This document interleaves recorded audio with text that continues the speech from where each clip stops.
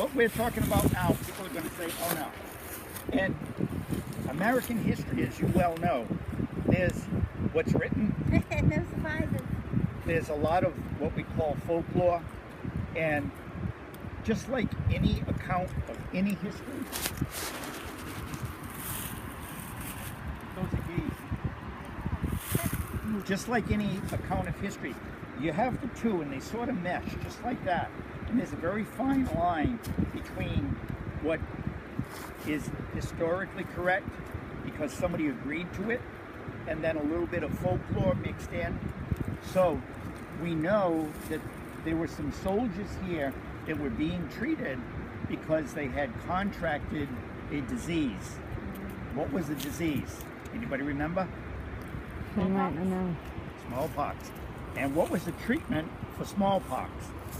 Actually, the prevention. You most likely don't have one. I'll bet she does. Me for prevention for smallpox? Yes. You still have that little scar on your arm? Yeah, so you would get a vaccine? But what they used to do, this vaccine, if you look at smallpox, it looks like a whole batch of little bubbles. You listening, or am I wasting my time? Thank you. These little bubbles actually contain the virus. So what they would do is they created what we call a live vaccine. We still use in medicine today. What you would do is open up one of those little bubbles and there's serum inside. It looks just like fluid. It's almost yellowish.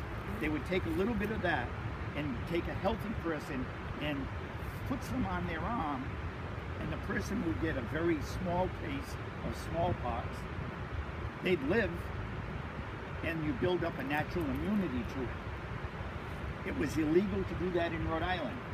If you wanted the vaccine, you had to go to New York because it was legal there. So some of the officers had gone to New York to get immunized. The problem is they were over-immunized. They got too much of the serum.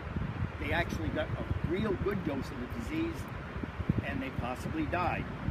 And if they did, they're not going in there, they're going here.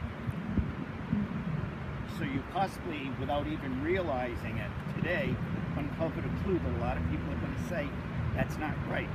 Well, there's no way you can prove it's not either.